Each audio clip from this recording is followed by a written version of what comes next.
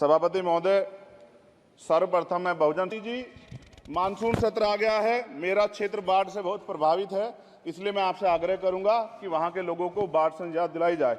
माननीय सभापति जी, चीन हमें आंख दिखा रहा है और लगातार हमारे देश की सीमाओं में घुसपैठ कर रहा है, इसलिए अग्निवीर योजना को हटाकर पुनः सेना भर्ती शुरू की जाए और साथ साथ भारत की सबसे प्राचीन व बहादुर रेजिमेंट में से एक चमार रेजिमेंट को पुनः बहाल करा जाए, ऐसा भी मेरा आपसे आग्रह है। माननीय सभापति जी, पिछले सारे प्रधानमंत्रियों ने मिलकर जितना कर्ज लिया है उससे दुगना कर्ज हमारे वर्तमान के प्रधानमंत्री जी ने लिया है। किसान अगर अपना कर्ज माफ कराने के लिए जाता है तो लाठी झेलनी पड़ती है, जबकि सरकार ने धन्ना सेठों का 15 लाख करोड़ रुपया माफ किया है।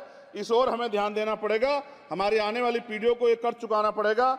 माननीय सभापति महोदय जी, किसानों को एमएसपी की लीगल गारंटी तथा किसानों का कर्ज माफ होना चाहिए। साथ साथ 2 अप्रैल 2018 को SC/ST के बच्चों पे बहुत बड़े पैमाने पे मुकदमे लगे थे, वो हमारी लड़ाई सही थी, ये सुप्रीम कोर्ट ने माना और बाद में सरकार ने माना, वो मुकदमे तुरंत वापस होने चाहिए। माननीय सभापति जी, प्रेस जो है उस पर भी शिकंजा कसा जा रहा है। जो पत्रकार सरकार के खिलाफ बोलता है नौकरी से हाथ धोना पड़ता है, और सोशल मीडिया हमारा हथियार है, उस पर तरह तरह के प्रतिबंध लगाए जा रहे हैं और विरोध करने वालों को सोशल मीडिया हैंडल भी सस्पेंड करा दिए जा रहे हैं। साथ साथ सभापति जी, पेपर लीक और परीक्षाओं के कैंसिल होने से देश के नौजवानों का भविष्य खतरे में है। नीट, यूपी सिपाही भर्ती सभापति जी और 69,000 शिक्षक भर्ती में आरक्षण घोटाला हुआ है, कोई पूछने वाला नहीं, खून के आंसू रो रहे हैं बच्चे, बेरोजगारी का दंश युवा झेल रहे हैं, इसलिए मेरा आग्रह है कि युवाओं के लिए कृपया समाप्त करें।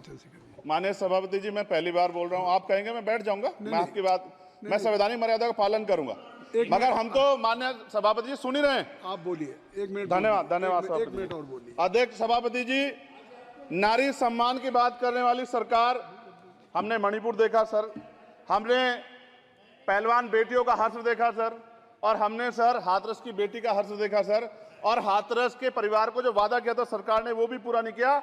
और महिलाओं में भी, स्पेशली दलित, पिछड़े और मुस्लिम वर्ग की, आदिवासी वर्ग की महिलाओं के साथ आज भी NCRB का डाटा कहता है सर जो जुल्म हो रहा है वो सहनीय नहीं है सर।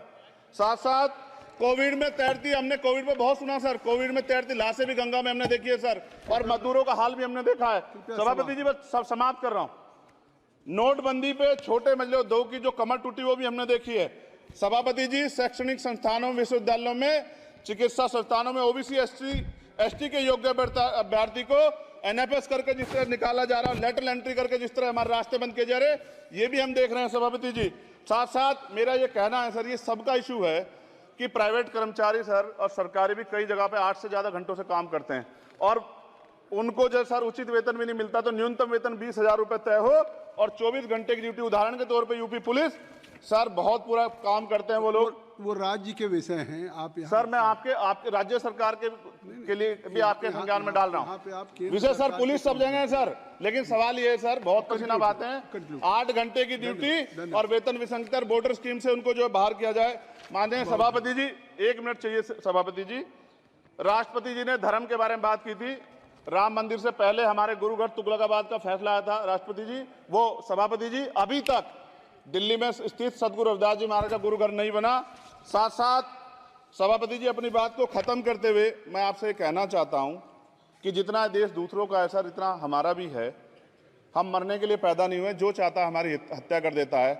मूछें रखने पे, घोड़ी पे बैठने पे, मटकी छूने पे हमारी हत्या हो रही है। क्या बदला है सर? 70 साल बाद भी दलित, पिछड़े, मुसलमानों पे हिंसा नहीं रुक रही है सर। मेरा आपसे संरक्षण के साथ ये आग्रह है कि इन घटनाओं को रोका जाए और देश किसी की बपोती नहीं है, देश संविधान से चलता है सर और संविधान से चलेगा। संविधान छेड़खानी बर्दाश्त नहीं की जाएगी सर। धन्यवाद। जय भीम, जय भारत।